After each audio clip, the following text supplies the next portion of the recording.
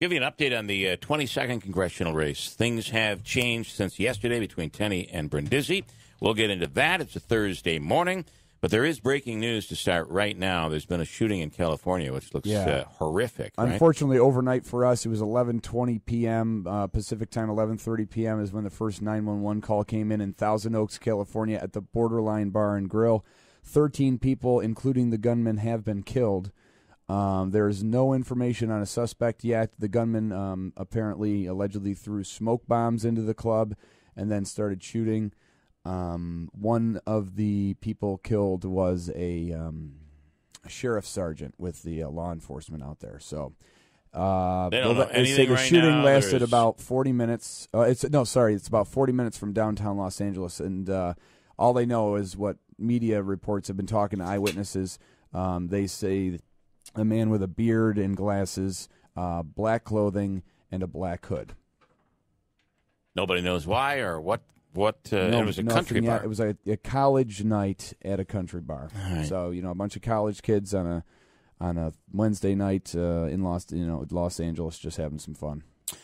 All right, let's get into some. I'll give you an idea of what we're doing today. We're going to talk to Rachel Sutherland on the end of the midterms, which we won't really see till maybe the 21st, 22nd of this month. It's going to be a little while. I'll give you the latest details on what we have. But we're already in the midst of 2020. Mm-hmm. Presidential talk. Crazy, but you'd expect that, right? What else? Hoboken Free Money question this morning is worth $500 this morning. Excited about that. And there's $500. And I think the question this morning will be local. Okay, that'll be the big clue. Somebody's getting killed out there. I don't know what's going on.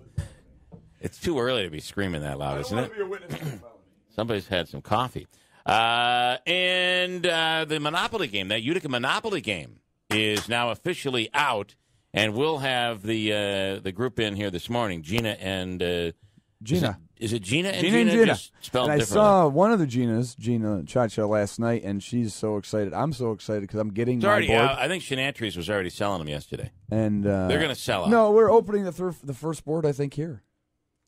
Maybe they were for sale, we were supposed to be opening the first board here, but Shenantries got them early, and they started selling them yesterday. Good for them. This thing's going to sell out. It's a real monopoly and board. It's for a good cause, too. All the proceeds, 100%, go to the Abraham House. Nagel is in with his beer of the week, and this morning we will speak with Assemblyman, he says, Congressman-elect Anthony Brindisi. He'll be on. So, you want to know where we are right now, the latest? It looks like we're down to, so some ballots have been counted, not necessarily absentee ballots. They have not been counted yet. But there are some ballots and some reporting throughout the district. It's now down below 1,300 votes that separate the two candidates. So, and it looks like by yesterday afternoon, the 8 counties in the 22nd Congressional District have collected, at this point, a total of 13,231 absentee ballots. And we now have a new total for what has been mailed out. Are you ready?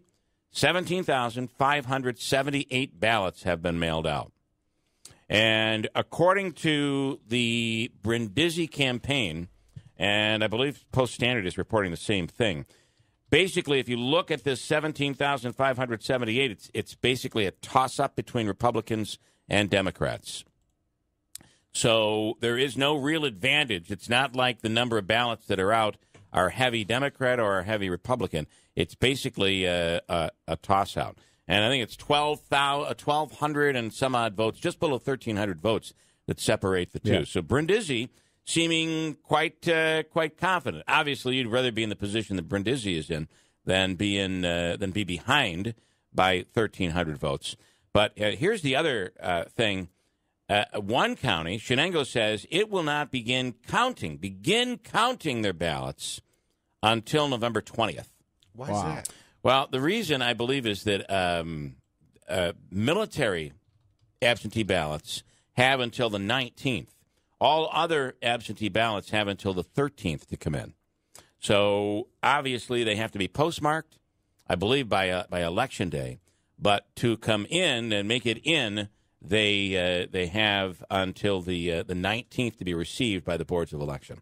So at least Shenango isn't going to count any of them until the 20th. So we could be a day, couple of days, a week after the 20th. I think we'll know by the end of this month, but it's probably going to take us that long. What comes first, Thanksgiving or the winter? Thanksgiving. Wow. I think. This year, Thanksgiving is on the 22nd. I'd like to say I'm thankful for the possibility of becoming the next congressperson. Maybe they'll offer it up to the candidates by Thanksgiving. It'd be a busy day for Shenango. And going through the numbers, it is interesting, but they're saying 17,578 based on a total count of the districts that have sent out ballots. Now, that does not mean that all those 17,578 will come in, but it does mean that many has been sent out. So, and if it goes, obviously, what Brindisi is hoping is it just goes the way the election went. So as these ballots come in, it's maybe Tenney gains a little, but she'd have to gain 1,200 and some odd votes in order to take the lead and win. However, there is another story out there. This one, I believe, also is in New York, of a Republican congresswoman who celebrated on Tuesday night, celebrated her victory. And after actually, this is not here in New York. It's I believe, it might be Texas. But they celebrated her victory. And now, as of last night, they have now declared the Democrat the winner after they counted the absentee ballots. So that's a situation where one candidate had celebrated, and it turns out that it was a little bit of a pre-celebration, maybe a Dewey celebration. Is that what we could call it? Rachel Sutherland standing by from Fox News right now. Rachel, good morning. We're talking about the midterms not being over till the end of probably the end of November for us here, but we're already in the midst of talking 2020, aren't we?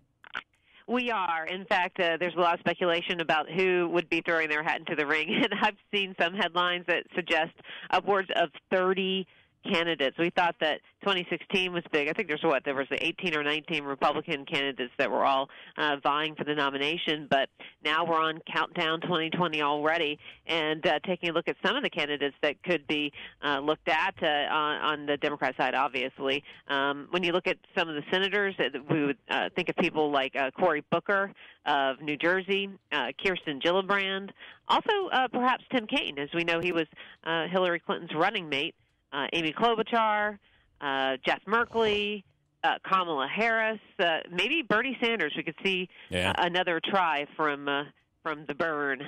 Well, it's funny. Candidates like Bernie Sanders tend to go so far to the left it draws other Democrats to the left. That's certainly what he did. He did in 2016. It's going to be so. There could be that many candidates. That's just going to be mind-blowing. And we thought 2016 was breaking records. Yeah, and there was so much to do in covering all of those races and so many different primaries and a lot of cast of characters in them. But in this case, we could see announcements. My prediction was as early as January of 2019. Also, keep your eye on Beto O'Rourke, the one who almost took down Ted Cruz in Texas. That should not have been so close, but he seems to have a bit of star power that can't really be ignored. So, again, there's some governors that could go for this, like Andrew Cuomo, but he may be a little too polarizing out of your area, New York. Mm-hmm. Well, he promised he wouldn't, Rachel. So. A little wolarizing, perhaps. Well, you know what's interesting is the story we have on... Keep your eye on Martin O'Malley, too, remember, former Maryland governor. Yeah, the story we have on Cuomo just today is that he won downstate, but he didn't win a single county upstate. What's the number? 15 He counties. won 15 counties, and he lost 47. 47 counties in New York. Only won 15 of 62. There are upstaters that would say he had better not run. Or maybe if they're Trump supporters, he better run. He'll still carry the state, though. Oh, he would carry the state, but I'm not sure where else. All right, Rachel, interesting stuff. Just when we thought it was all over, here we go all over again. Yep. Crazy. Thanks, guys. Thanks, Rachel Sutherland from Fox News. What else here this morning? Did you see that Jim Acosta has been banned from the White House? Yeah, what happened yesterday? Well, I got to tell you, part of the New York Post has an interesting story, and I believe they're correct. I'm kind of torn on this. I do not think his credentials should be banned. They're trying to say that he actually put his hands on a White House intern, which is absolutely not true. If you watch, she's grabbing over top of him to get the microphone. So if anything, she put her hands on him. He's trying to hold onto the microphone and ask the president a question. Finally, she kind of quickly got right in there and grabbed it out of his hand, and she took it. But he still continued to ask a question. The New York Post story says, and I have audio. We'll play the audio of the entire exchange coming up. But the New York Post says he broke the one rule you should never break in journalism, and instead of asking a question, he pontificated. So he really didn't have a question. He was really making a statement, and that's not his role as a reporter, according to the New York Post. So I'll play audio on that coming up in a bit. My story this morning says Josh Allen is playing for the Bills this weekend. In your sports, you said it doesn't look like he is. What do we know? Oh, that's interesting. No, the last story I read last night, actually, as I was falling asleep, was a story about the Jets quarterback, Sam Darnold, not playing, who sprained his foot, and it said it looks like the Bills-Jets matchup will be without both teams will be without their rookie first-round quarterback. I don't know. Everything I'm seeing is that Josh Allen is ready to jump in. Are you getting the same thing, Davey? Yeah, really? He's okay. He is ready to go. Here's who has this story this morning. Oh, this is also a Syracuse.com story from last night. Bills' Josh Allen ready to jumpstart offense, and 6 more things he said during practice yesterday. So who knows? But they're saying he's going to play. Believe me, Bills fans. How about I can't remember the name of the starter who throws interceptions. Peterman. Yeah. How about there is a GoFundMe? Oh, Did you see this? Bills fans have started a GoFundMe to help in his early retirement, Peterman's early retirement. There is a GoFundMe page out there. If you want to give, it might speed things up, but the Bills can't get rid of him because they don't have anybody to really go with. It's funny because the whole Peterman dispute, former Bills quarterback E.J. Manuel came out and said, "You cut me? I can't play on your team?" I know. This guy is embarrassing. And also, many people are coming out and saying, kneel for the flag, Kaepernick. This is the case of, why can't Kaepernick play? Yeah. This guy throws 4 picks a game, but you're telling me Kaepernick can't play? Which I think this Kaepernick can throw the ball while kneeling. It's incredible how he does it. This is the case where, I don't know, that you could make a case why the heck isn't Kaepernick in the league when you see Peterman out there. He not only was, he wasn't as bad last week. He just wasn't, he did nothing for that offense whatsoever. It was terrible. And McCoy also has gone radio silent if you're a Bills fan. He's averaging like 3 yards. It is the worst season he's had in his 10 years in the NFL. And after speaking to reporters on Monday night, I believe, after Monday Night Football, he's not spoken. He's not spoken to the media. So, good. That's after the Patriots game last week. 6:30. Hold on. Andrew does an update on the news coming up in a few minutes, and we'll play that Jim Acosta President Trump battle that went on, and you judge for yourself. We'll get to it coming up. 6:30 now. By the way, Comets last night, they ended up losing a tough game. It was WIBX night last night. And again, a great crowd at the Adirondack Bank Center. 6:30 at WIBX. So this Jim Acosta thing, the president had another press conference yesterday that went on for about 90 minutes. And at one point during it, he's like, this is pretty good. Should we keep it going? Let's keep it going. And the reporters are all, yeah. Some people were like, just one more question. Like he was going to walk away, and he was just, no, go ahead.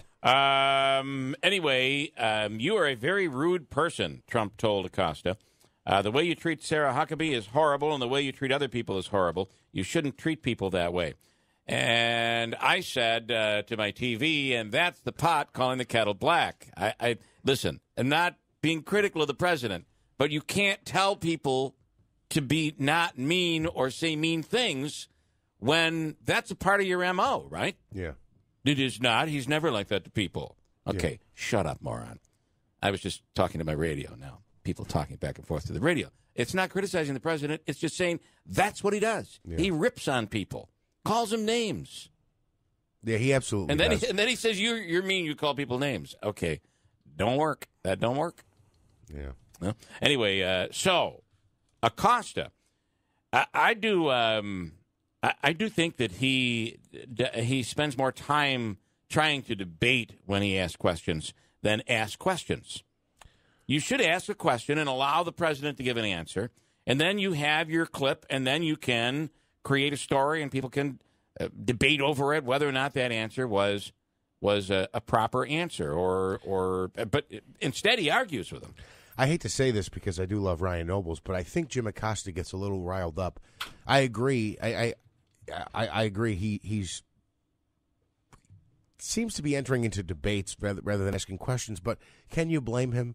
Instead of doing his package, there's more people in that press room than there is in CNN's audience, right? There you go. He's got the biggest audience he's going to get of the day. There's frustration. Here's the audio. This goes on for a couple of minutes, but it's well worth listening to.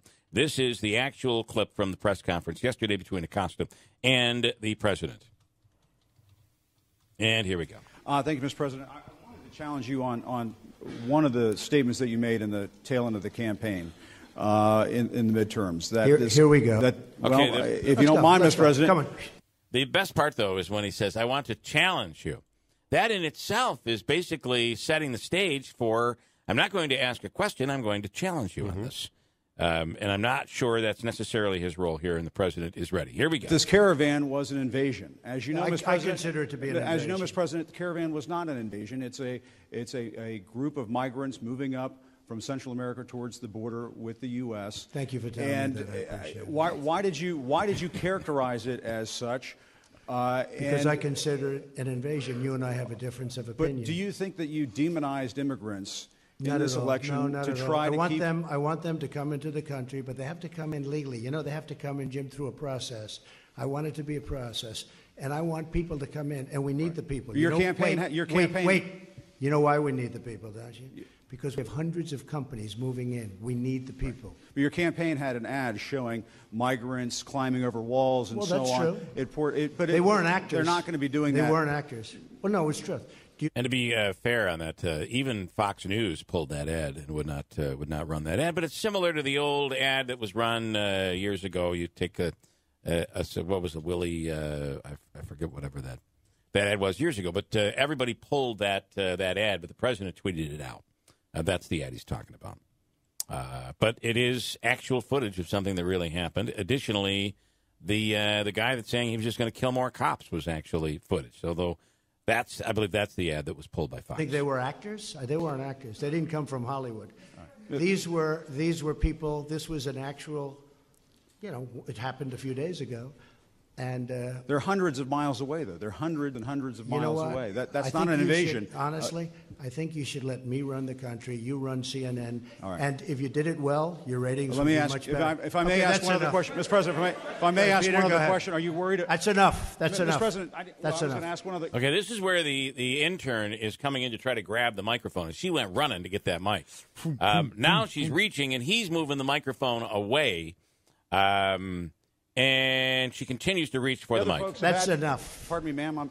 Mr. President, that's enough. Mr. President, I had one other question, if I may ask, on the Russia investigation. Are you concerned that you may have I'm not concerned about anything with the Russian investigation because it's a hoax. That's enough. Put down the mic. Mr. President, are you worried about indictments coming down in this event? Now the president is walking away, and she whips in, and when he's looking the other way, grabs the mic from him. I'll tell you what, CNN should be ashamed of itself having you working for them. You are a rude, terrible person. You shouldn't be working for CNN. Go ahead. Now a guy from NBC comes in and begins to pick up where Jim Acosta left off. I think that's unfair. You're a very rude person. The way you treat Sarah Huckabee is horrible. And the way you treat other people are horrible. You shouldn't treat people that way. And again, listen, I'm not picking sides here. I think Acosta is wrong. But the president scolding somebody for treating someone unfairly or saying mean things about somebody or being tough on somebody is the pot calling the kettle black. I'm sorry. Mm-hmm. Acosta's absolutely wrong, but being scolded on decency by the president is kind of funny, I think. Go ahead, Peter. Go ahead. In Jim's defense, I've traveled with him and watched him. He's a diligent reporter who busts. Well, I'm not a big fan of yours either. So.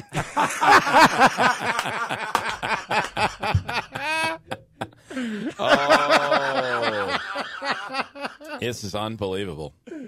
I mean, this is signature Trump here, vintage Trump. It is. The guy says not about Trump. I'm not a big fan of yours, President Trump. I like that guy. And Trump says, well, I'm not a fan of yours either. Well, he didn't say anything about you. Well, he's defending Jim. So let me ask you a question, if I can. You repeatedly said... You aren't the best. Mr. President, you repeatedly, over the course of the... just sit down. Okay, meanwhile, Acosta's continuing to talk to the president. Acosta's right near the podium, so now he has no mic. You can't hear what he's saying. And but the president can probably. And the president can, and he's telling him to sit down. Please. Well, when you report fake news, when you report fake news, which CNN does a lot, you are the enemy of the people. Go ahead, Mr. President. Over the course of the last several days of the campaign, sir, at the end of the campaign, you repeatedly said that Americans need to fear Democrats. You said Democrats would unleash a wave of violent crime that endangers families everywhere. Why are you pitting Americans? Why are you pitting Americans against one another, sir? Peter, what are you trying to be him? No, Peter, I'm just asking the question. Let me just tell you. Listen, this is our president, and I do have some additional audio on all of this because he got into a little bit of that. Let's see what I can play here. What I found interesting is he's coming out, and you kind of know what he's doing because he knows that Democrats don't want, and many Democrats campaigned on not supporting Nancy Pelosi, including Anthony Brindisi. So what do you think the president's going to do? He's coming out. He's coming out and saying, "I got to tell you, I think she's awesome. Welcome to the speaker's role. I think she is great." Here he is talking about Nancy Pelosi. I really think, and I really respected what Nancy said last night about bipartisanship and getting together and uniting. She used the word uniting, and she used the bipartisanship statement, which is so important because that's what we should be doing. So we can look at us, they can look at us, and then we can look at them, and it'll go back and forth, and it'll probably be very good for me politically. I could see it being extremely good politically because I think I'm better at that game than they are, actually. Here he says, goes on talking about how things should be bipartisan. Now is the time for members of both parties to join together, put partisanship aside, and keep the American economic miracle going strong. It is a miracle. We're doing so well. And then it's expected that the Democrats now running the House would ask for and really demand and they'd have the legal ability to get a hold of the president's taxes. He's still saying that he's being audited, and his attorneys are saying not to release the taxes. But he had a different story yesterday. This is his new reason why he would not release his taxes. They're under audit. They have been for a long time. They're extremely complex. People wouldn't understand them. But people don't understand tax returns. But when you're under audit, and I'm on a very continuous audit because there are so many companies, and it is a very big company, far bigger than you would even understand. But it's big.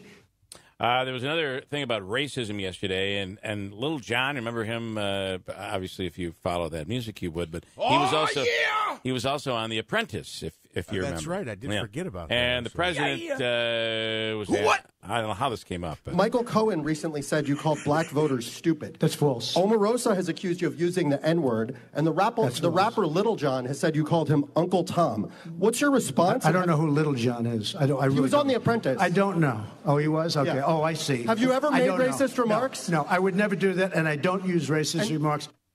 Here is The Apprentice, by the way. There was somebody that I thought was just an amazing player, and I think you two guys would say it. He was special. In fact, when I fired him, I took a lot of heat. People were going crazy. What? Little John, come up here. Your charity is the American, go ahead. American Diabetes Association. And it's a great charity. And you've worked hard. Anyway, so quite an interesting 90 minutes, about the size of a movie, right? the length of a movie. Yeah. 90 minutes of great television yesterday.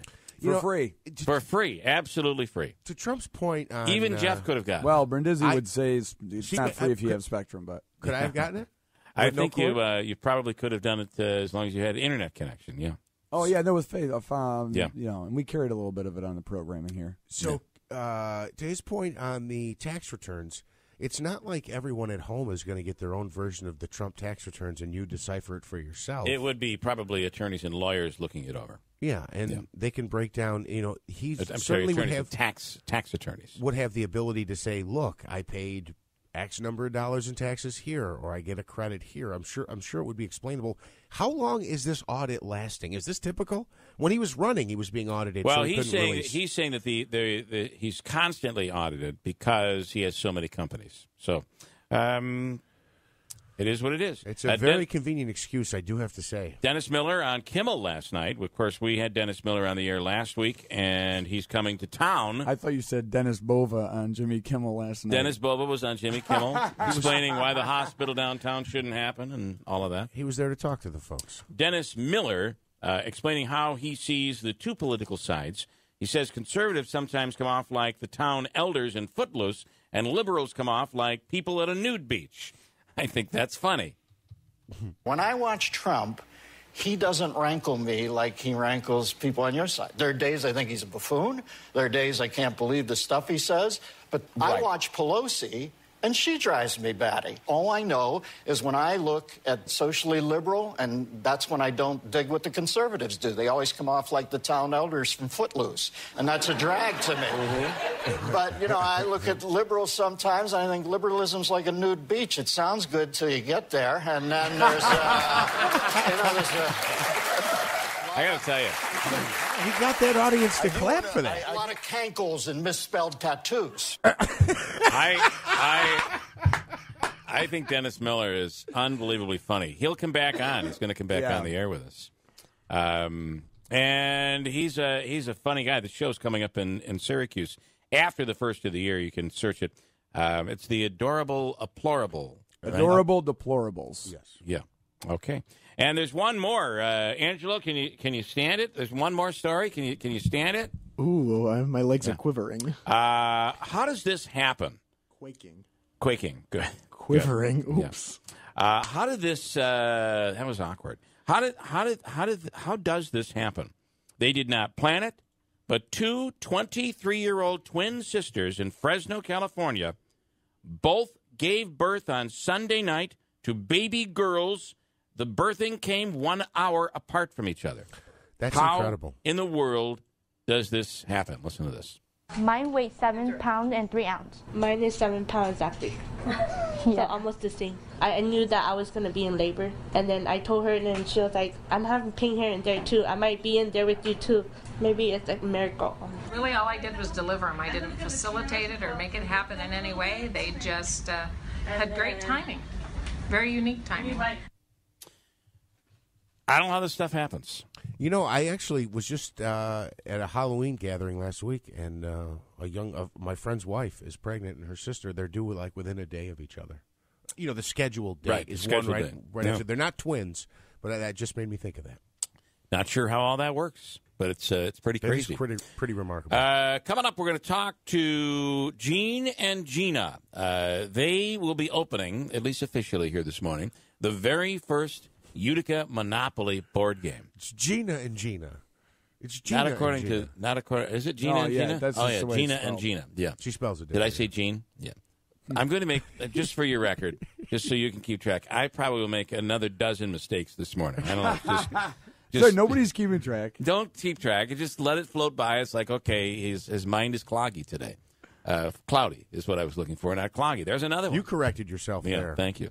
Anyway, Gina and Gina will be in, and this is benefiting the Abraham House, yes, which is an awesome organization, and they really it's end of life care. It allows people to go in a family setting if they don't have someone, and when they're deemed terminal. And this board game is really cool and authentic. I found one just recently that we had done here years ago that was It wasn't called Monopoly, but it looked just like Monopoly. Utica-opoly. Yeah, it was like that. Yeah. And that was cool. It was probably from 20 years ago. But this one is really from the Hasbro factory. It's the real deal. And we're going to be instead of Brian Kilmeade today, we're going to be broadcasting a full round of we're just going to start playing Monopoly. We're going to start it this morning at 7:30, and hopefully we'll be done by tomorrow. Absolutely not true, but thanks for that. And also later on this morning, Anthony Brindisi is coming on. We're going to get to hear from him as the complicated recount begins. And, there'll be kind of a recount, but also a first count as well. So a lot is going to be happening between now and the end of the month. It might take that long to find out who walks away a winner. I also want to tell you, as part of our free money question of the day, whenever someone doesn't get the answer, we always give out a consolation prize. And sometimes those prizes are pretty darn impressive, right? What you can get at 72 with a gift card is quite impressive to me. It is. But there's a lot of things. This morning, though, and over the next few days, we will be giving away a jar of It's a Utica Thing Ricky sauce. Okay. And I got to tell you, I was in Chenantries and saw their huge mountain of that display they have over there, and it's incredible. The sauce is really good, and that'll be our consolation. But the free money question, worth $500 from Hobica next hour. I want to give you some feedback from people that are piping in this morning. Michael, perhaps Claudia could be the opener for the Adorable Deplorable tour, as she may have some extra time on her hands. We won't know, though, will we? It'll be a while before we know. A few weeks anyway. Let's see. John says, Sarah Huckabee Sanders is one of the reasons I drink. She's terrifying. And Rob says he brings up a video of the president having a scolding a reporter during one of his press conferences, and says it's a double standard. This reporter, the president, Obama, at this point ripped into that reporter.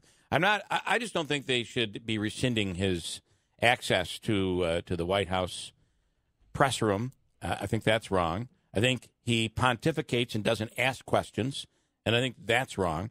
I think the president saying that is the pot calling the kettle black when the president says you shouldn't be mean to people, and I don't think it is cool to say that he physically made inappropriate contact with the White House intern. That's Clinton, not Acosta. I think she was the one reaching in, trying to grab the mic away. He wasn't giving it up. But to say that he actually pushed her or anything like that, I think that is unfair, too. So there's a lot of... But without this interaction between a president and a reporter, you need that interaction. And if every time a reporter questions too hard, he gets banned, that's also a problem. But for those that think the president was inappropriate, I think a president has the right to fight back, too. That's the beauty of these things, which is why I watch them. So... Richard is chiming in. He's a little sour this morning because of, I think, the Comets lost last night anyway. They were booing, by the way, last night. Fans were booing. Oh, no. Yeah. Anyway. He says there's 20,000 absentee ballots, not 10,000 like you reported, even though you said it was more than 10,000. No, there aren't 20. Richard, take your right hand and smack yourself in the head. You're wrong. You could have had a V8, man. You want the real number? I think it's good. It's 17,578. This is according to the Board of Elections. This is the number that has been mailed out. Now, I believe on one of the TV stations the other night, they said there could be upwards of 20,000. But according to and maybe that's true. Maybe we are wrong. But I'm not giving you my opinion. I'm telling you what the Board of Elections is reporting, that all told, 17,578 ballots were mailed out. That 10,000 number were those that had already come in the other day. But here's something, Richard, and this might seem like an interesting concept to you. It grows every day the mail comes. Okay? Also, too, I just want to add the reason that we put it in the broadcast story as at least 10,000 is because that is the correct number. At least we know there's at least 10,000. Some I've heard say 12, some 14, 5, and 17. So I'm not going to just throw out a number. We know at least it is correct. There are at least 10,000 ballots, absentee ballots. And I think I think at this point that number has grown But there's more than 10,000. Okay, then, right? Then I guess at that least is 10,000. I guess you're absolutely right. Okay. Anything further on that? Are we okay? Anything further you want to add? Anything? He hasn't replied yet. I dare you. Say it. Yeah, say it. It is true. They have all the time? All the time. That's not true. I didn't say that, but when they go to school and stuff like that, they have to. Okay. Is that true? That I don't know. I don't know the specifics about their schooling. I do. Most of them are homeschooled. most people that are. That's a generalized statement. Okay. What do you mean by them? Oh, sorry. Yeah, I mean, the speaking people that of, practice. We're talking about political incorrectness. It's perfect. What did I want to get into? You guys I'm just sorry. completely throw me off. You're talking about crazy stuff. Rejoin music starts. We hit Bill with 6 different ideas. Man, aren't I attention deficit enough? I have no We idea. throw everything against the wall. Your strategy should be, and by the way, you never have to worry about me having content to talk. There's always, it is a rare occasion that I don't come out of a break and have exactly what I'm talking about. Very rare occasion. But I am there now. Thank you very much. So Bill's got stuff prepared to go. I jump in with, hey, I had lunch with Nagel yesterday. Here's what we talked about. And Andrew's like, oh, my text messages. It's just totally sidetracked. Oh, Lord. Coming up, we're going to talk to a woman who's an image and etiquette specialist through Fox News. And she feels that we may have made our way back to a politically incorrect mode that is higher than we've seen ever. So we'll get to that. Millennials, you know how people tend to whine about work? And actually, I'm not sure it's fair to even blame it just on millennials, because I know a lot of millennials that are really hardworking. Are you a millennial? I think so. I think you might be. You're a hard worker. I think my kids are hard workers. What is Gen? I know the kid down the street. He's a millennial. He's a hard worker. I always see him shoveling. Yeah. Even in the summertime, I'm like, man, you got to stop. He's practicing. He's getting those detailed muscles work. There's no snow out there. Anyway, in China, there's a video going around. There's a video going around of Chinese workers who did not meet their sales targets, and they were whipped. You're kidding me. Karen does that to our salespeople all the time. I do believe that happens in the sales department. Here's some audio. Okay. Apparently, the only audio I have is just people being whipped. It's terrible. They also made them eat cockroaches. No way. And drink urine. Okay.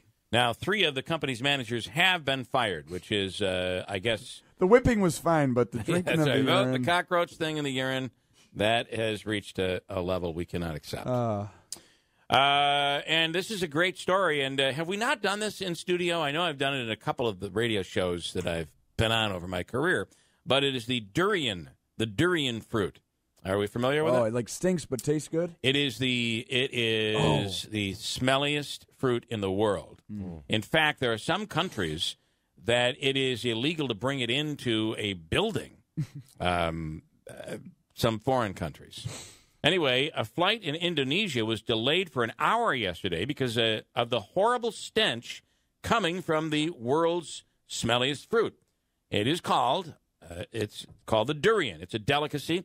I do know that Tony over at, what's the sushi place over there in New Hartford? One of the sushi places. Red Samurai? Brought one up from New York City for me and said, anytime you want one to let people experience it on the radio, absolutely let me know and I'll get one up here for you. It's about the size of maybe a watermelon. And when you break it open, it has the stench of, oh, my God. Of Gallagher? Worse than Gallagher. What would you say it smelled like? I'll tell you, and we're going to find out because I'm going to bring some in. Anyway, it's called the durian. It's a delicacy. It does reek, but it's sweet and delicious. There were 2 tons of durian fruit in the cargo section of this airplane. And when people got on, the smell was so bad, they were arguing with the crew. And it became really a tense situation. So they ended up having to stop the flight from taking off, and they unloaded the durian fruit, and then the flight went off. Oh, my So, goodness. I mean, if you're going to send that cargo, it's got to be a plane on its own, and you got to give the guy like Vicks VapoRub, the pilot, to be able to utilize. Anyway, the late Anthony Bourdain describing the durian fruit here. Seriously, people die standing under durian trees. Its taste can only be described as indescribable, something that you either love or despise. And then afterwards, your breath will smell as if you've been French kissing your dead grandmother. Due to its penetrating and persistent odor, it is widely prohibited all across Asia in hotel rooms, on public transportation, and in enclosed spaces. However, durian is still a delicacy best enjoyed alone. I mean, a really stinky durian, it's just like a compost heap in your stomach, and it just keeps kind of gassing into your mouth. As for how to eat it, scoop the goose, suck the pit.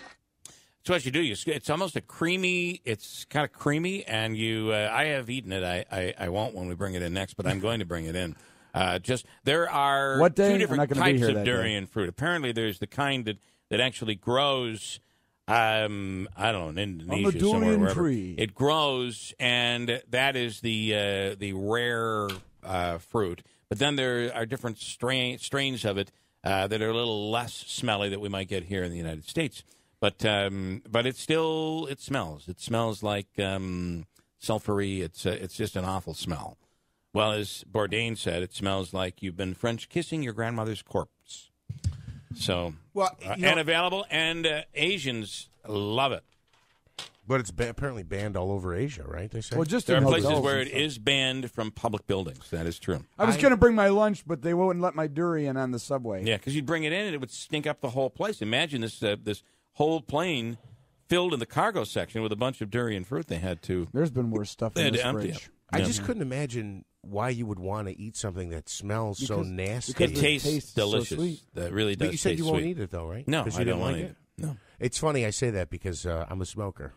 Yeah, you probably won't be able to smell a thing. But I like the taste. Have we reached a new level of political correctness? And as the midterm season, the midterm election really put us in that mode. Valerie Sokolowski is an image and etiquette specialist that we've talked to through Fox News, and she's on the line right now. Good morning, Valerie. Good morning to you. What an interesting topic. Well, are you familiar with the durian fruit? No, but I'm going to look it up after we're through. Look it up. There was a plane, an airplane yesterday in Indonesia that that was grounded because they were transporting about a ton of this fruit in the cargo section. The plane smelled so badly that they couldn't take off. This is the smelliest fruit in the world. It's really something. In the world. And where are you? Are you in New York? Where are you located? I'm in Dallas, Texas. You might have a tough time getting it down there. You never know. Dallas is a big city. They might have it.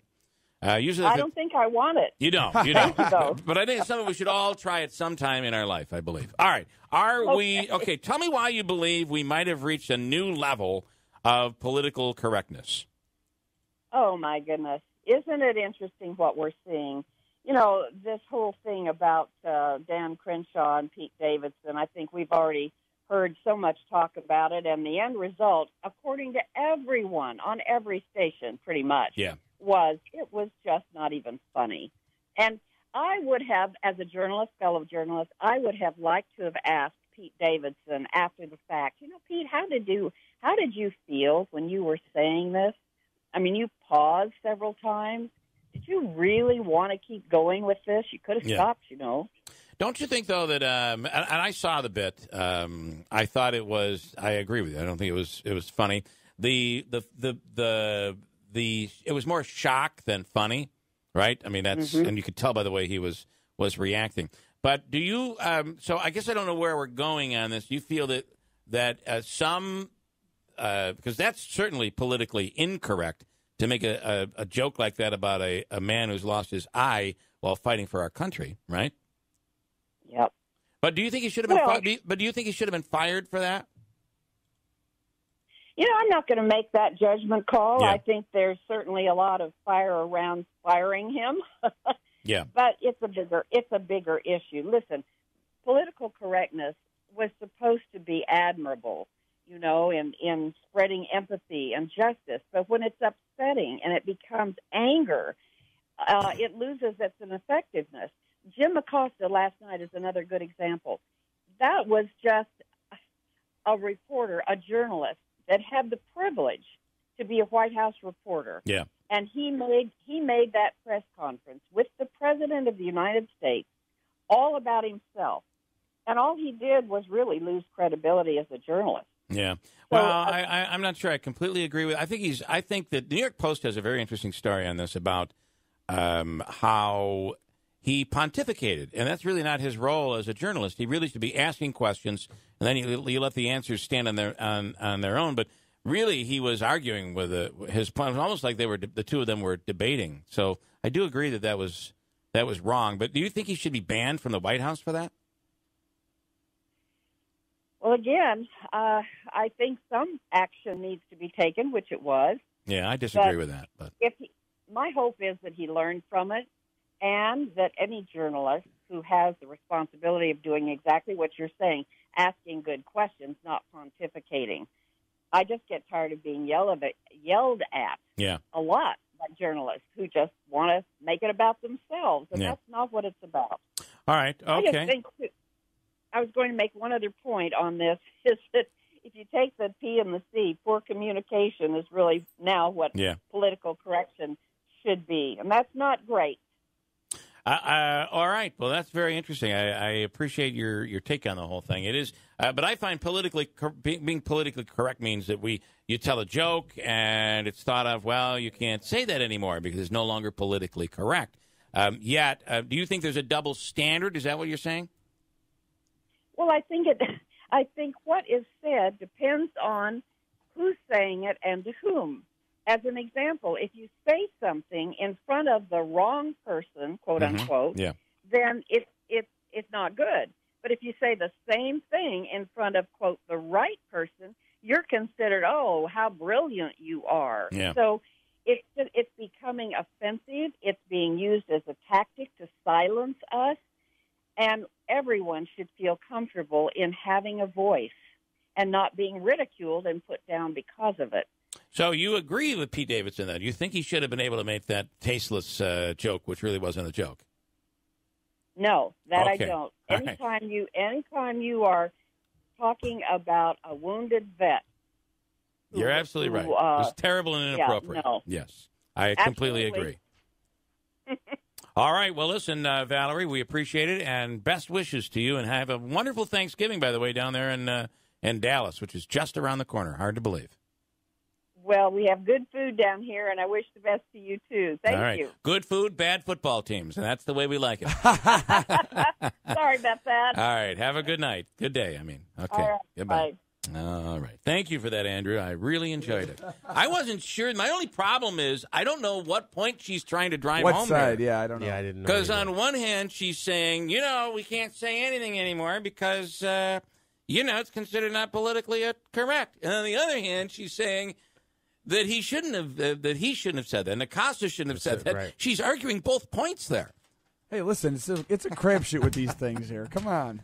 Oh. It's so not, listen, sometimes good topic, bad guest. Bad guest can sometimes be a good topic, yeah. Do Do you have the birthdays from yesterday included in here, too? Because I wanted to do some belateds. We gave both of these cakes away yesterday. Robin Sortino of Utica, happy belated birthday. And Joe Lipinski in New York Mills, happy belated birthday. Each gets cake from the Florentine Pastry Shop from yesterday, so congratulations and happy birthday. Now for today, Thursday, November the 8th. Chris O'Brien of Oriskany celebrating today. Chris, happy birthday. Oneida County District Attorney Scott McNamara is celebrating today as well. Happy birthday, Scott. And my former producer and very good friend, Angie Biggs from East Utica. The birthday Malouk. Is celebrating birthday today. Angie, happy birthday. Angie, you're not getting a cake from us. Chris O'Brien of Oriskany is, however. Chris, happy birthday. You get a cake from the Florentine Pastry Shop on Bleecker Street in downtown Utica. Coming up, it's worth $500 in cash this morning. It's our free money question of the day, and we'll get to it coming up at WIBX. The brand new Monopoly game is out, and we're going to open one up coming up in a few minutes. I'm excited about it. Bonnie's standing by in Deansboro, New York. Good morning, Bonnie. Good morning. Good morning. How are you today? Good. How are you? Wonderful. This today is worth $500. Are you ready? Yeah. From Okay. Joseph and Andrew Hubaika, the Hubaika Law Firm at 315-724-1600. And here we go. Okay. For $500. In the world of mixology, what's the key ingredient in an 8-ball? Ready? Go. I don't know. I'll just guess vodka. I have no idea. What'd you guess again? What was it? I guess vodka. Vodka. All right. Well, to be honest, she's kind of she's close, I guess, but we were not looking for vodka. Although vodka is in the 8-ball, the key to this drink is that they don't use tomato juice; they use V8 instead of tomato juice. It's a Bloody Mary using V8. So, well, that was a good guess, though. I mean, you were pretty. I think you deserve some sort of a consolation. Do you agree? She can have the rest of my cookie. $250. I want half the money. We're going to give you a compliments of Utica Pizza Company, which right now is doing their grand opening in Whitesboro with a special: buy a large pizza, get a free large cheese pizza. Period. Like you could order 30 large pizzas, and you would get 30 large cheese pizzas free. And that's going on at Utica Pizza Company now through Thanksgiving in Whitesboro. So what I'm going to give you is a jar of It's a Utica Thing Riggy sauce. And you can pick it up here. It's really good. It's available in all the grocery stores around, but we're going to give you a jar of it to try. All right, Bonnie? Great. Thank you. You sit tight. Okay. Davy's going to hook you up. Davy, I won't have those jars here until tomorrow, so have her not come today. All right? Monopoly.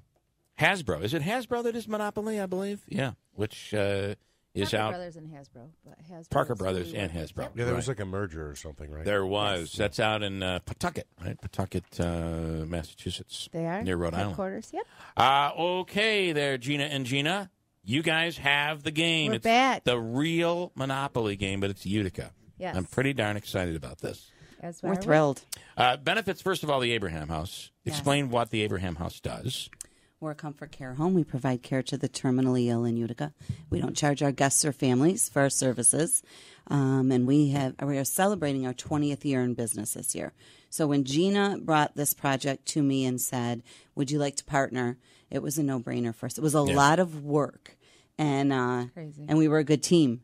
But it is a lot of work because every single piece, every little item, all the little it's all sponsorships. Yes. So that means trip to, trip back, trip back, trip back, trip the back, proofing phone process, call. the writing of their every single deeded property card has a write up on the company. Everyone had to sign waivers and releases, and it was amazing. Yeah. Nice. All right. Well, this is the unveiling. It as of today is you're the first. We're available. giving you yes. We're Facebook Living this, by the way, if you want to watch as we it's pluck pretty each cool. piece from the box. Yeah. All right, so can't wait for you to open it. Let's see what we have here. Here, who wants it? I'll let Andrew. He's been very excited about this. Yes, he is. All right. So one thing we need to mention is that for some of our properties, such as Children's Museum, for example, we couldn't go to them and ask them for money. We couldn't do a city board without them being there. So when you lift the lid off the box, the first thing that you see is a sheet thanking our sponsors. Okay. Because these people aren't represented on the board itself, but they still gave sizable gifts. In order for a nonprofit to be included yes. or something like that. Yes. All right. So that makes so that was important to us. Yep. So this is, I'm going to steal this mic here, sorry. So this is really neat because it's like the crispness of a brand new Monopoly board. It is. Okay, I've been waiting a long time for this. He's been stoning us. Where's your I'll drum tell roll? you. Don't you have like sound not by the button. Manaski's our drummer. Unfortunately, he's holding a camera. That is really, really cool. Isn't it amazing? Awesome. To get that shot and what it took. Obviously, you can tell that was at our party Monday night. Has a little glitter. That doesn't count. Glitter not included. Glitter not included. Sorry. But to get that shot, we had the DOT involved who donated a bucket truck. Wow. 2 City of Utica police cars who protected that bucket truck. Our photographer up in that, they shut down an off-ramp to get that. Wow, that's really cool. Yeah, it just makes our city look pretty we great. used Tim Carey, a local photographer. Nice. He will also be selling for any of the businesses that are on the board that would like the print itself framed. He will be selling them. That's a great, that really is a great print. Now, the beauty of this, and it's funny because Matt Barbuto, a guy that he works at Fox now, I used to work with, Matt sent me a picture of the old Monopoly game from like 15 or 20 years ago. Well, it wasn't. It was a knockoff. Yes. And I get so defensive You about are. it. I don't know why. It's not real. I really do. I'm like, wait, no. Yeah, it was not a Monopoly game. Utica.youtube, I think. Yeah, it was something called. like that. Yeah. And he sent me a picture. But it didn't look anything like the real game. This is officially can be on a Walmart legit. shelf. Yeah. This is the back of this. Like to have our you reading the logos cards? next to Hasbro's logo on the back. This had to go through United States government to be tested. The choking and it has to pass all of those. This can be on a shelf at Target and Walmart. And That's really cool. The cards are pretty funny. Yeah.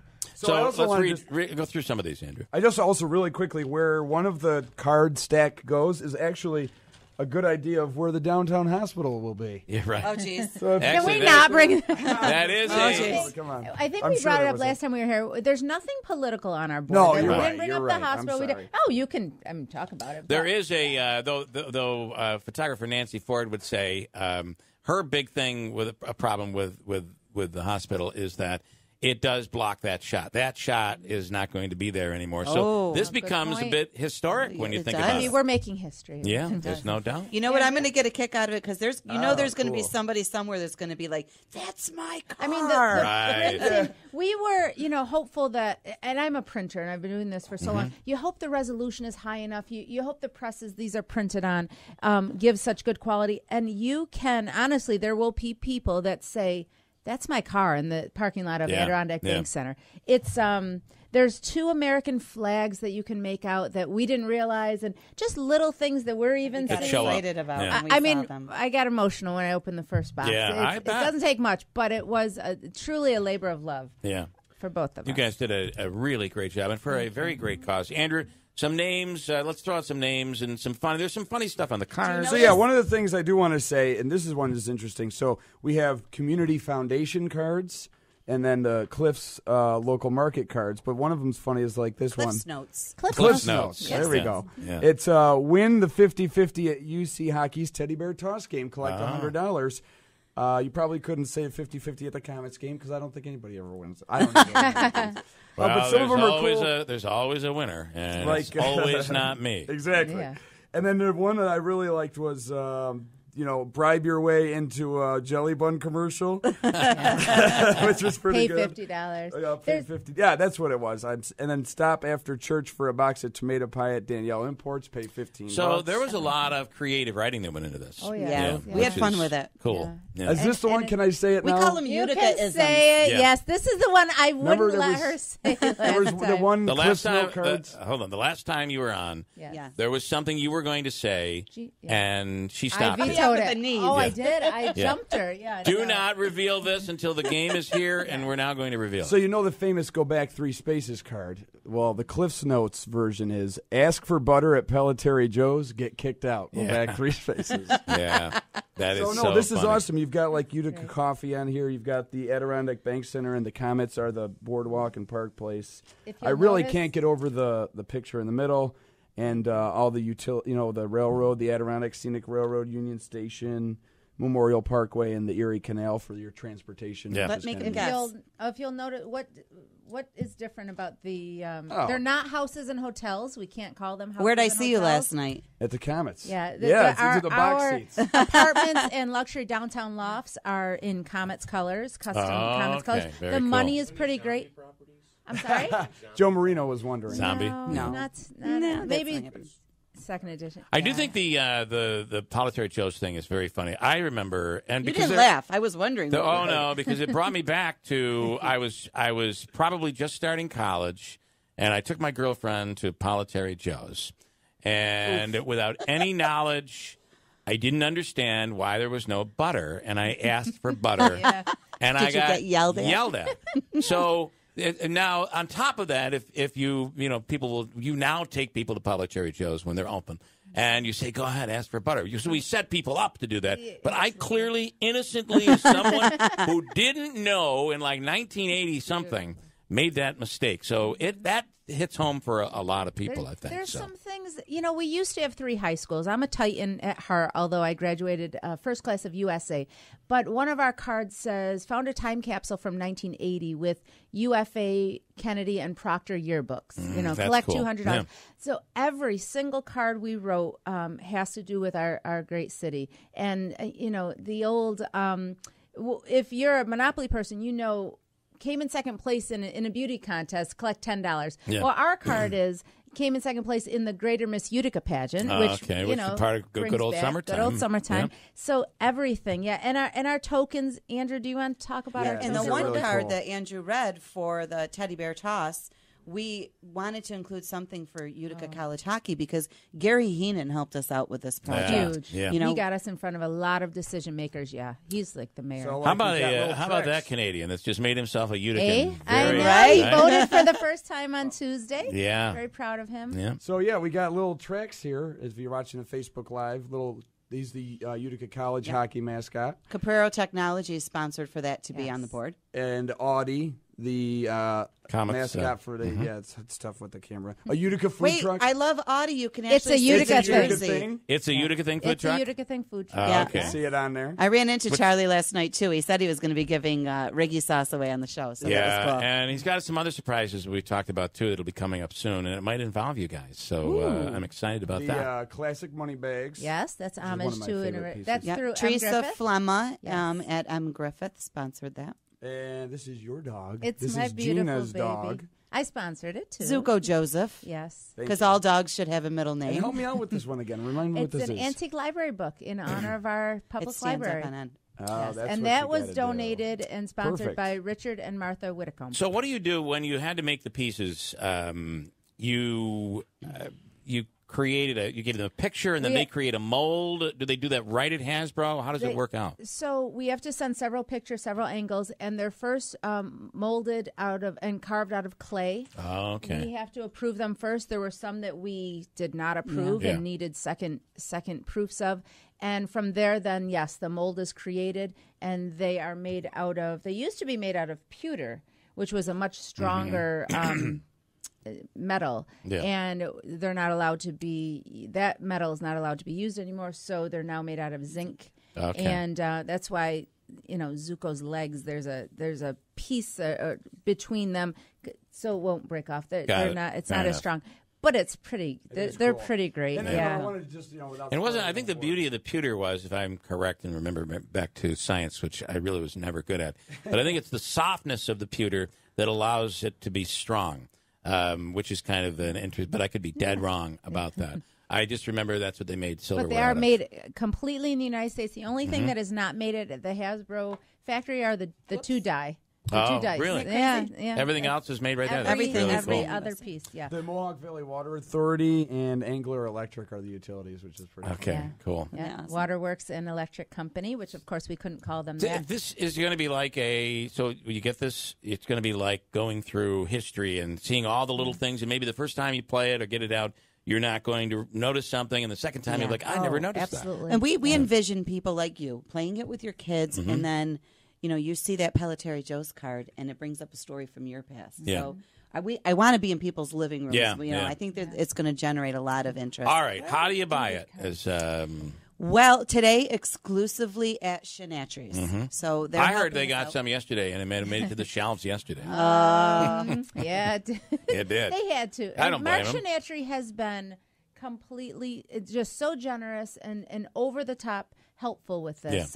And they're our very first property on the board. We wanted to honor this, and Mr. Shenatry, who unfortunately very recently passed away, just a pillar of our community, he was so thrilled about this. So we are giving them The First honor. shot at it. Very nice. All right. exclusive, selling this. So you can Go ahead. purchase them there today for $50. Tomorrow, Gina and I are taking the show on the road. We'll be over at City Hall and selling them there as well. Nice. The mayor wanted us there too, so we'll give Excited him, about we'll it. give him a day. And then he is somebody who yells Utica a lot. He so- loves it. Yes. Do you know this is a little interesting tidbit? So our money was sponsored by First Source, but it's got the The Utica logo there. The Utica logo. Mm-hmm. Oh, yeah, and all the bills. That's and so awesome. that's actually owned by our mayor. That's he owns that logo. Oh, I did not know that. Isn't that interesting? It's a great logo. You know, you talk about, going through the game, playing it, and then remembering memories. This one is kind of what you don't remember. Comet season ticket holder pickup party. Yeah. I don't really remember that. Do you remember last night? There has to be a card that brings you there course. to Boardwalk, but Yep. it has to. So a card had to bring you to the Adirondack Bank Center. That's so I'm a season ticket holder. So As I am too, and that is a big event every year that I always miss, by the way, and have to go running there the day before to try to get my tickets. But this is very, very cool. Now, are you going to run out, or can you reorder? I'm pretty. Gee, give the number. I mean, we're almost. How many? Almost 50% of the boards are gone, and they are just getting on the shelves this morning. Okay. Our Sangertown Mall was very generous. They gave Abraham House a free space in Center Court each Thursday, Friday, Saturday, and Sunday, starting November 15th, for Gina to sell the boards. But also, everyone who's reserved a board will be able to pick up their boards. This is very important. We need to say this. Please do not go to Shenatries to pick up your prepaid boards. That's those, for selling. Yeah. Correct. Those will be available on the 15th. Right. Prepaying those boards in advance reserve them for you because they were flying off not off the shelves, but how many will be out there for sale total? 5,000 were produced. Wow, that's going to go. And half are gone. Yeah, half are gone. Okay. And we haven't really advertised. This is our. Can first you reorder? We can. Yes. Okay. I know you don't want to talk about that. We may need to. You might need to. You're going to need to reorder. I want you to know. I agree. Oh, I know. That would be a good problem. Except, I'm not in the business. I'm running a comfort care home and a thrift store now, but I'm not in the business of a distribution schedule and, working with a storage facility for 13,000 pounds of product. Yeah. So I've been a little out of my element. I almost feel like this is something that you could then pass on to a third party after this is all said and done, who then handles the selling of these and handles the ordering and all of that stuff, and you just get a check because I got to tell you something. This shouldn't ever go away. You should be able to buy this thing forever. And can I tell you, one of my goals was to create Tickle Me Elmo, and this is Tickle Me Elmo. You're right. Everyone wants it, and Yeah. it may not be there for everyone. I'll be auctioning that off for the toy drive coming up, like $1,500. You want one of these? You're going to pay big money for it. So, well, I guess I have to give the money to the Abraham House. So. Yes. Fair enough. All right, guys, this is awesome. Congratulations on this. It not only is this a great idea, but it is to right down to the smallest detail. One of the coolest, most. It seems like so much work went into it. One of the it's just awesome. I'm running out of words. It's a piece of history now. It is. It's nostalgia. So. And it became for us a labor of love, a pride piece for our city. Less about Cooley Group and less about Abraham House and just more about showcasing the amazing resurgence in our community. Well, awesome. Thank you for having us. Well, you want to add something? I just want to say it just you started with a 20 vision. Ago, I'm never done. You missed that mark. It was but you're just good. a vision, and all of these businesses took a chance on that vision, and it turned into something really when great. we went to pitch this to people, they didn't know what we were there to talk about. No. We called them up on the phone and said, we need 15 minutes of your time for an exciting project. And people entertained us. I keep thinking about describing this in a way, but it would be negative. I don't want to say it. Now I have to. I would say this ain't half-assed. This is the real deal. oh no! But that's not the way. I didn't want to say it that way, but I did, didn't I? Darn it! It's okay. Great you made us smile. Job. Thank you. Thank you. Yes. We'll for break having us at WIBX. The second stuff I want, but first the Sessions. It's funny how we've not talked about Jeff Sessions today. And I almost feel like we are numb to the changes. Do you know what I mean? Well, and I don't think anybody was surprised. I think I was surprised that it happened so quickly. I was too. I mean, so quickly, yeah. Because you knew. I mean, there were media reports saying Sessions is out, but and would have been out earlier, except Republicans came and said to the White House, please wait until after the midterms. So it happened, and I don't think nobody's really talking about it. No. I mean, it's stories. It is being covered, but It's okay. not like when I'm blanking now on any of the names. Rex Tillerson, that was huge news. Right.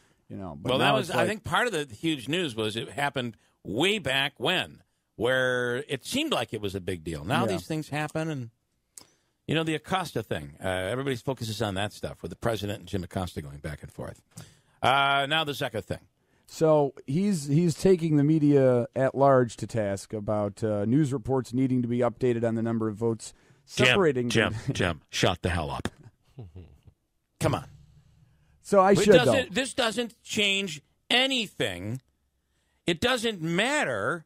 There's no one that can vote anymore. You can't vote anymore. You can't sway anyone. Public perception means zero right now. Zero, doesn't it? What does it mean? Yeah, I don't know. It means nothing except for your pride currently.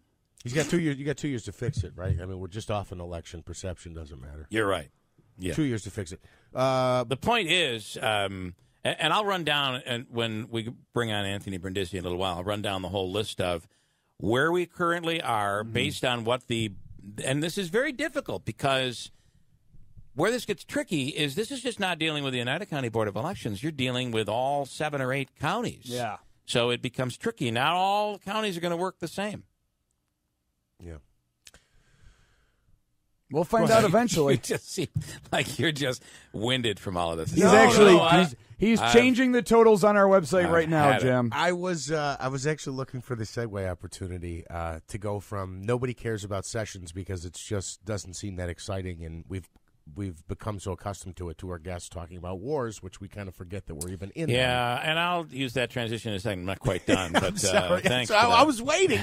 You cued me. But the part of it is, I think there are still so many active races going on, so they put it out at a time when everybody was talking about the midterms and races. How about the race that just turned? It was a Republican, I believe, in Texas or somewhere down into the South, that celebrated on Tuesday night, and after they immediately count, apparently in that state, they immediately count the absentee ballots, and it reversed. It's been certified. Why wouldn't you? The Democrat won that House seat. So that's what Claudia Tenney's trying to say, hey, this could still happen. My only point is what Claudia Tenney says and what Anthony Brindisi says, and if you favor Claudia Tenney, if you favor Anthony Brindisi, Jim, shut the hell up because it doesn't matter. It doesn't matter. The vote's over with. Now, once it's said and done, if you want to care about Anthony Brindisi's legacy and you want to try to, because that's what it'll be, he'll be out of politics if he doesn't win. And the same thing would be for Claudia, although she, who knows, might be working somewhere in the White House for all we know. But until it's all said and done, which might take us until the end of this month, hard to believe, none of this matters anymore. We're so much in this mode where you're being unfair. People aren't going to vote for Claudia because of what you say. No, they can't vote anymore. It's over. Bill, it's not 1,300. It's 1,297. Okay. Just it's so you still know. that bad as to where we are. Emily Manna, who'd you vote for? Oh, you don't have to tell me. Oh, don't do that to her. You don't want to get into that. Can you help her with that microphone or just ignore it? Whatever works best for you, Andrew. Emily Manna is in studio, and we're talking about the Central New York Veterans Outreach Center event, which is called, I have to have you explain this to me, Shadow Wars. What's going on here? Yeah, so we're hoping to talk to folks tonight a little bit about government transparency and why the public, veterans especially, need to know a lot more about our wars, about where we're fighting, about what the goals are, just a lot more information all around. So this is the event. It's interesting to me that you did this after the midterms. Why is that? Well, we're a nonpartisan organization, and so this event is nonpartisan, and we really didn't want to get caught up in any of the politics or any of the partisan discussion. We really just want to have an open discussion and a chance for people to ask questions. There's a lot of blame to go around in both parties, so there's a lot to talk about, and there's something for everyone. This is something really everybody on both sides of the aisle needs to be concerned about. We have been. I mean, these really are the longest wars in our country's history that we're in the midst midst of right now.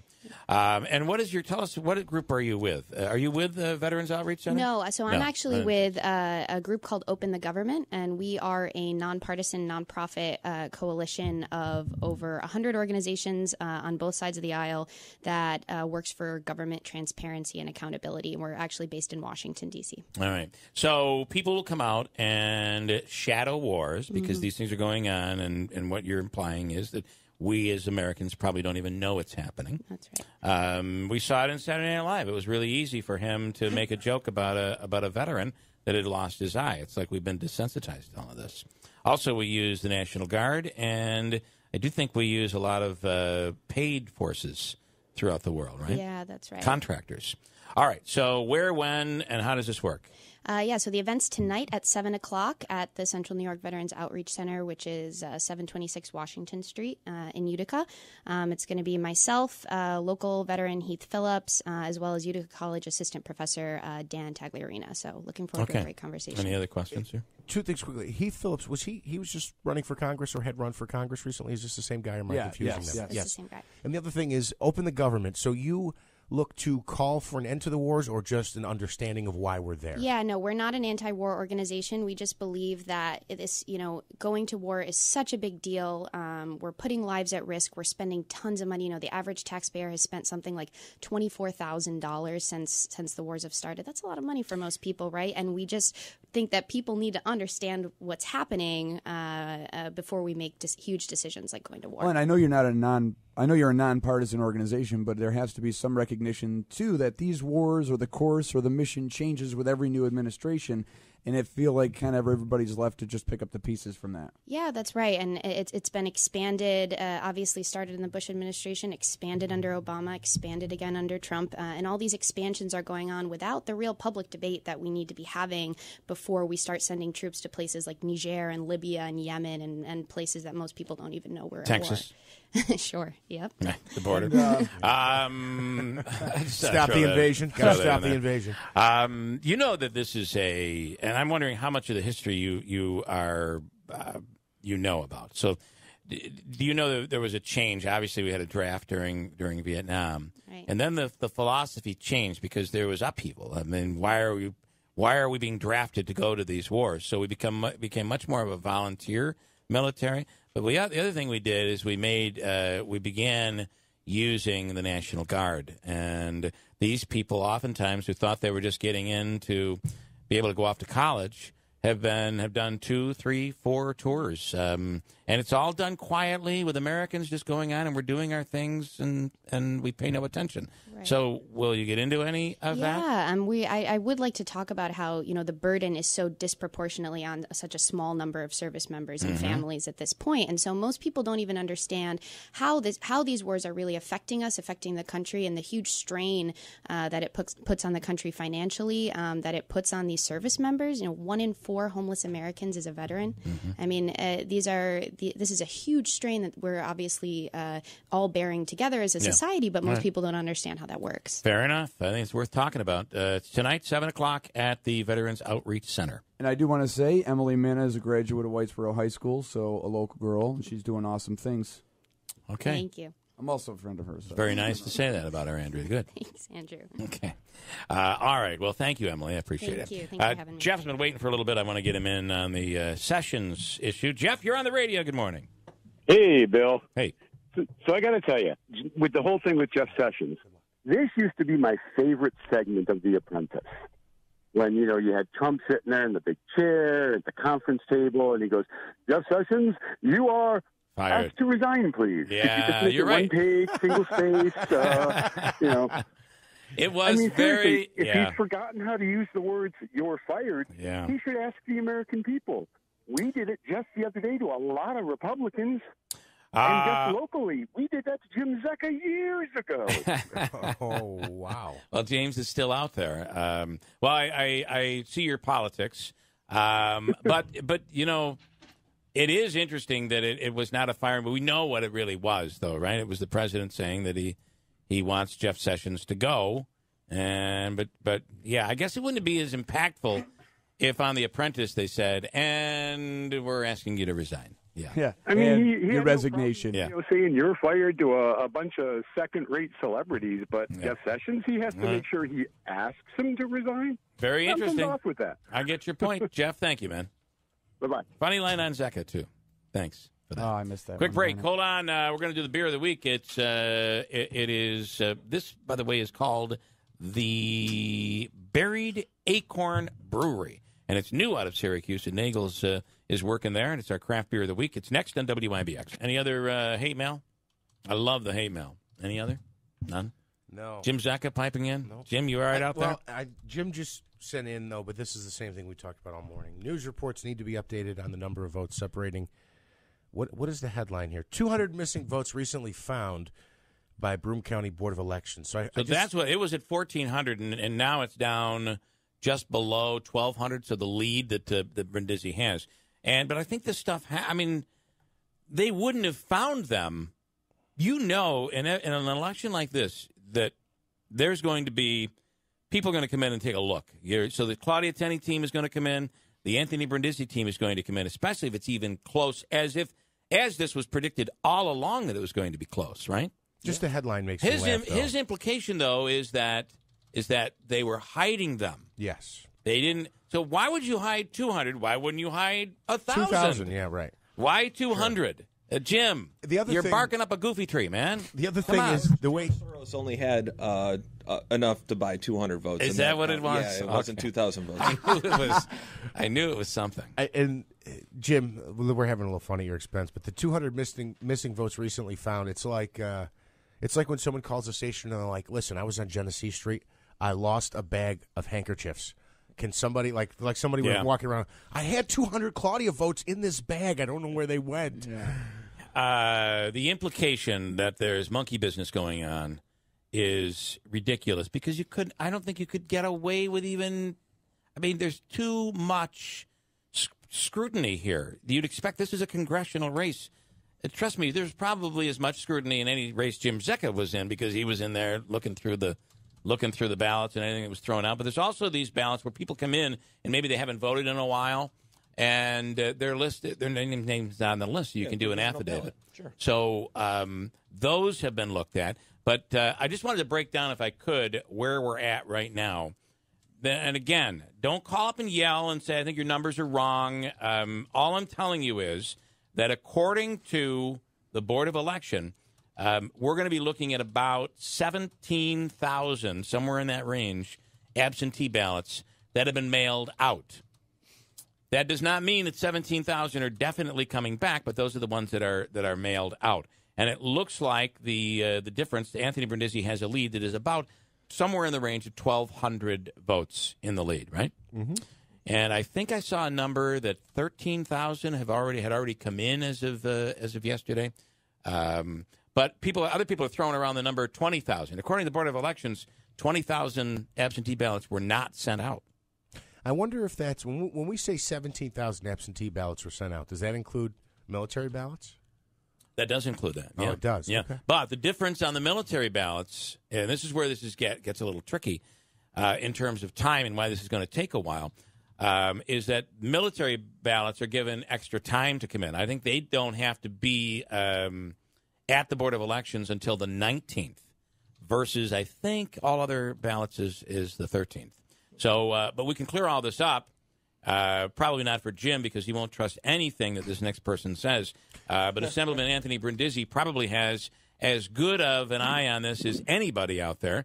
Good morning, and a cautionary congratulations.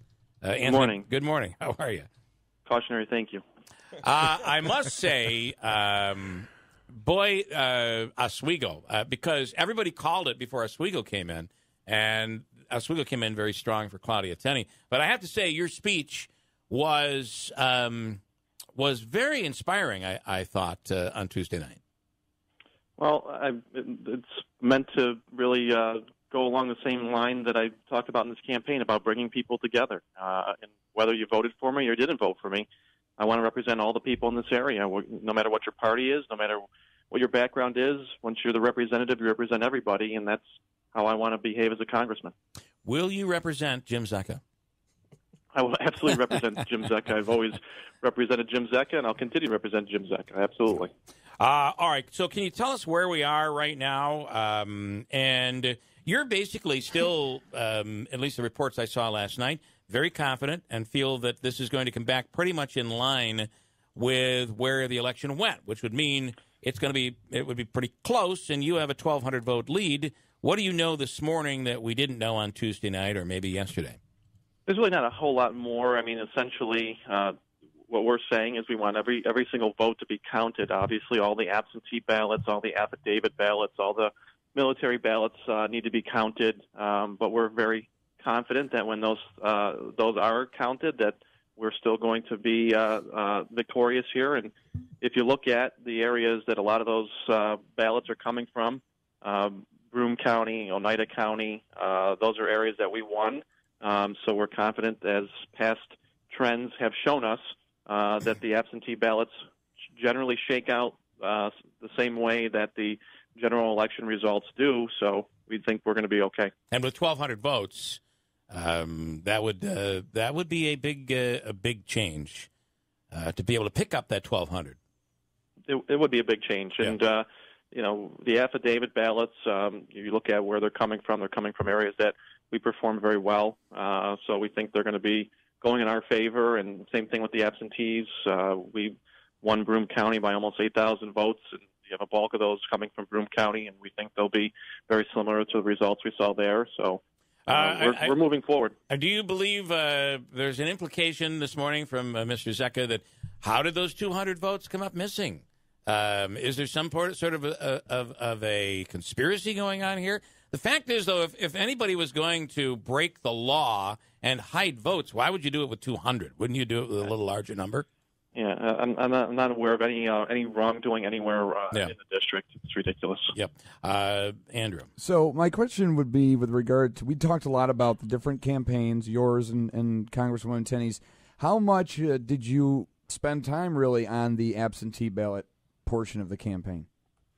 Well, you spend a lot of time. The campaigns know when those go out to voters, and traditionally you send some kind of a mail piece to the voters at that point, asking for their support. So we concentrated heavily on absentees, and we concentrated heavily on a lot of voters who haven't voted in a long time. And I think we saw huge turnouts in parts of Utica and throughout the district that necessarily we haven't seen that kind of turnout before. I've had stories relayed to me of people who haven't voted in over 10 years who decided they wanted to come out and vote because they supported our campaign so strong. They liked our message of bringing people together. These are folks who have been turned off by both political parties and want someone who can actually try and bring some folks together. And that's why we saw a lot of people who maybe have not voted in a while because of they were turned off by politics finally come out and vote again.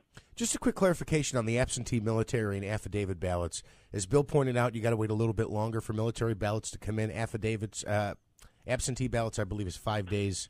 Affidavits they could be counting right now. Yeah. I was going to say, can you count absentees before military? In other words, we might have to wait longer into this month for military, but it could be decided before then. If he has a big enough lead, then they wouldn't. They'd probably go count them, but we wouldn't have to wait to declare a winner till the end of the month. You might be able to have. You could possibly be a projected winner before all of the absentee ballots are counted.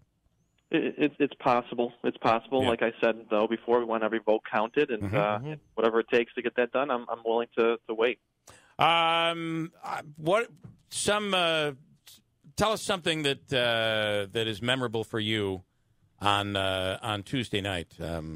Obviously, at one point you were declared a winner, and then at one point somebody said, "Boy, it's a lot closer than we thought." Oswego just came in. What was that like? And especially because the speech started and then the numbers came in. Yeah. I mean, the whole night was an exciting night for us just to see the enthusiasm and the energy in the room there. People were very happy, and we're looking at this as a way that we can start moving forward and working on some of the big issues that we need to work on in this area.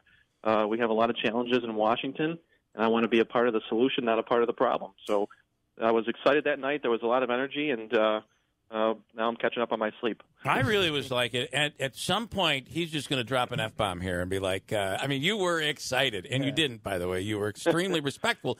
And which brings me to both speeches. Claudia Tenney made a speech as well as you did. I was impressed that you didn't go after her. You said nice things about her, actually, and actually talked about how you guys used to be friends. On the other, we're still friendly even through the campaign trail when we're not, despite what you might see in the commercials. Right. We are still pretty cordial towards each other, and I hope that will continue. I have no ill will towards the Congresswoman, and whatever happens, we need to have a smooth transition here going forward from one office to the other, and I need her help to make that happen because it's really the constituents in this area that deserve to have that smooth transition. So on day one, when we take office, we're ready to respond to any constituent concerns that are out there. Someone has to have told you about the speech that she gave. Yes. Which was unprecedented at the very least. Well, look, I can only speak for myself, and I can say I have no ill will towards her. I want to be a representative for all the people in this area, whether they voted for me or not. I think it's time to move forward and look for ways we can start bringing people together. It's not doom and gloom. That's one thing that has bothered me during the campaign is that I don't like campaigns that try to scare people into voting for them. You got to give people hope and a reason to go out and vote, and it shouldn't be based on fear. And the country's going to move forward. We have to work together. I've already spoken to Republican members of Congress that I want to work with going forward. So that's what I'm going to be continuing to do is look for ways I can reach out to members of the other side of the aisle to bring people together. How was Tuesday night for your kids?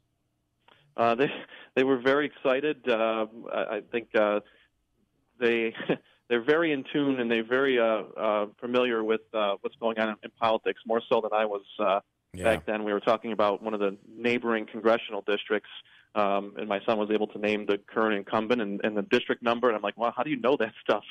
Right. But they pay attention. You know what's funny is I saw a guy talking, it might have been on Fox on Tuesday night, that said, this stuff doesn't end up in the polls because I'm telling you, the younger people aren't watching TV, which is true. They're watching on YouTube and they're watching on all of these other devices on they're watching everything on their phone. That's where they're getting their content from. But I wanted to call this guy up and say, have you tried to watch something on your phone? Because every time you went to a video on your phone, it was either Anthony Brindisi or Claudia Tenney in our market. A lot of Delgado, too, they did that. They still are seeing a lot of this information, even if they're not watching TV, because you're buying up YouTube.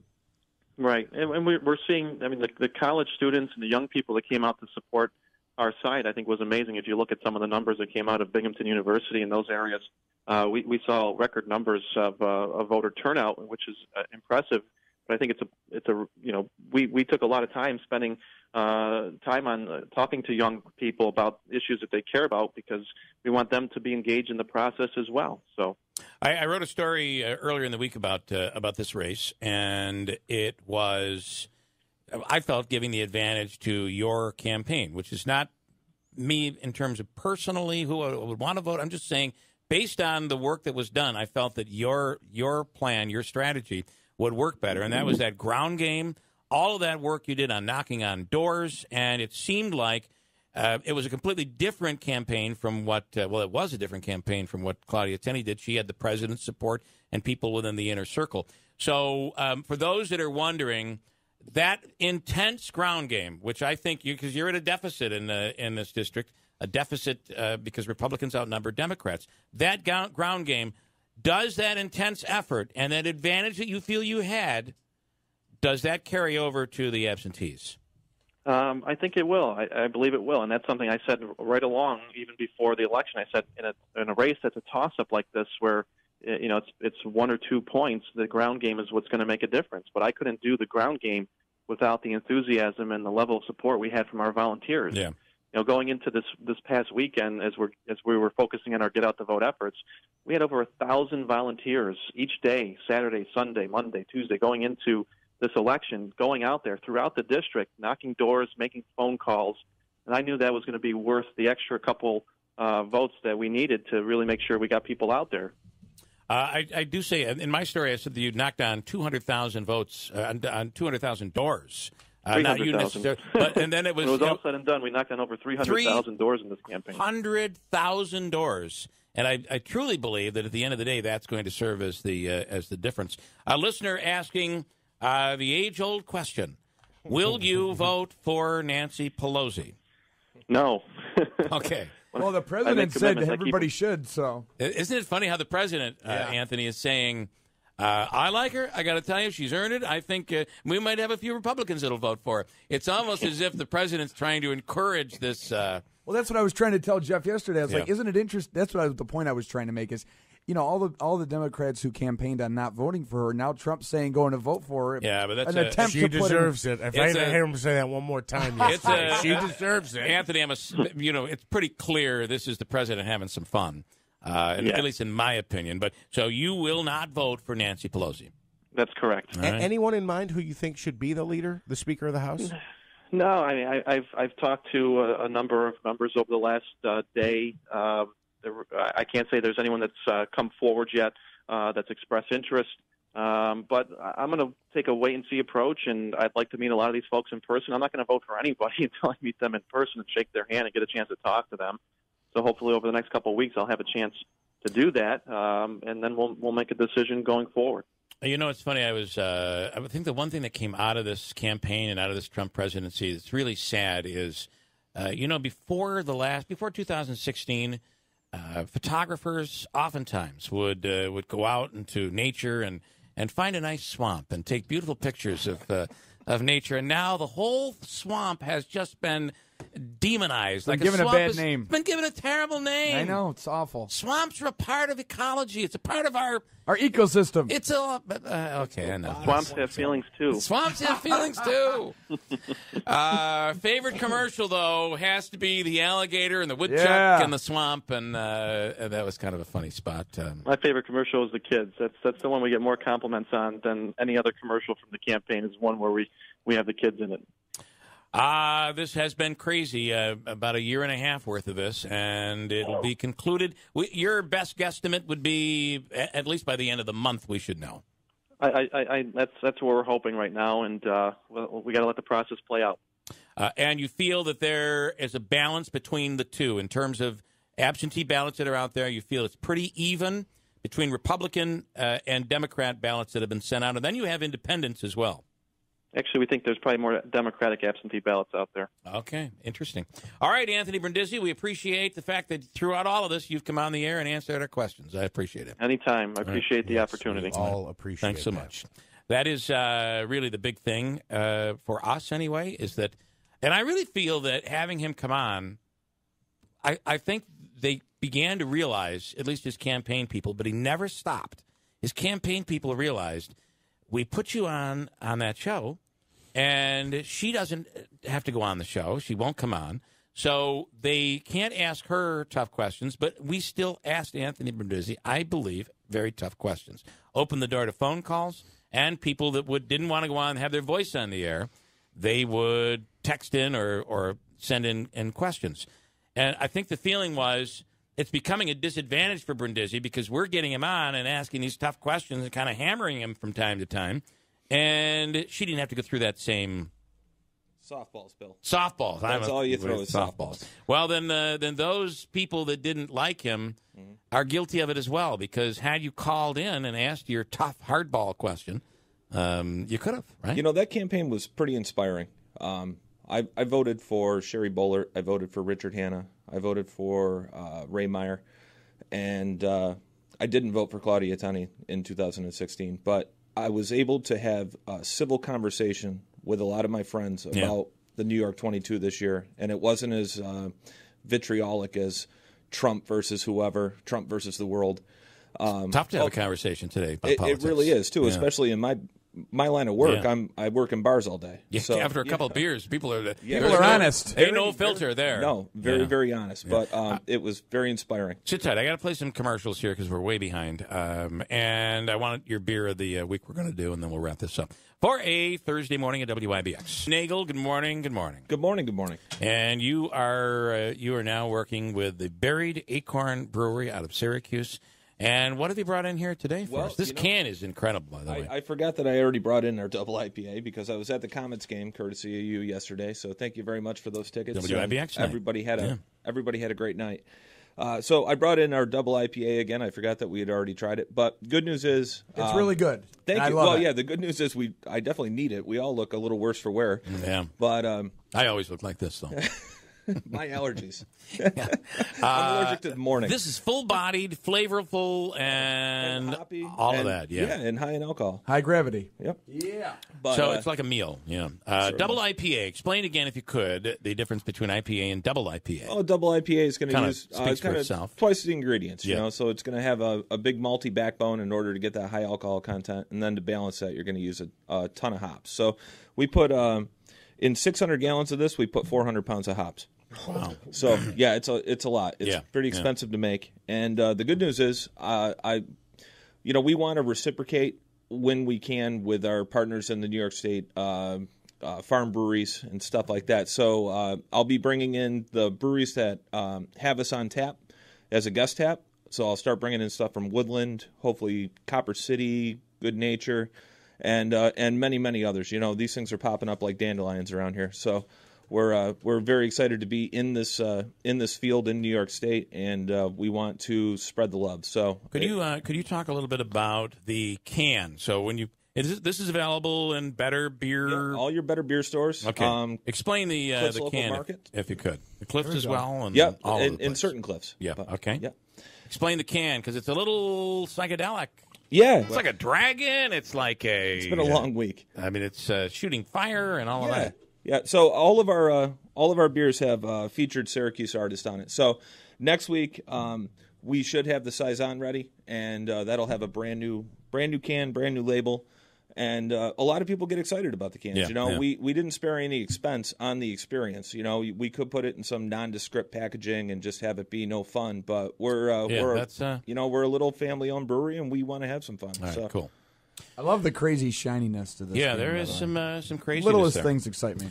All right, let's see. So tomorrow, I want to talk just a little bit about what we are going to be doing tomorrow, and this is something that we we were inspired after what happened in Pittsburgh with the shooting in Pittsburgh. This deviant, completely targeting Jewish people because they're Jewish. So the thought was, could we do something? I lost my sheet. Could we do something that is the election's over? Although really it isn't. But the voting is over. How do we now go on both sides? People that are in the middle, people that are the right to the left. How do we move forward and stop a lot of this hate? Yeah. And so we planned something for tomorrow in the 8 o'clock hour, and I think it's going to be really pretty powerful. Really nice. We're going to have leaders, prominent leaders from different religious backgrounds from the area in here to have a nice open discussion about, how important it is to recognize all whatever faiths. the faith, whether it's Muslim, Catholic, Jewish. But also beyond that, we're also going to bring in an immigration element to this as well. Mm-hmm. So that'll all be tomorrow morning from Shelley from the refugee center. Yep, from which there's a lot of diversity there, and you see somebody there dressed differently.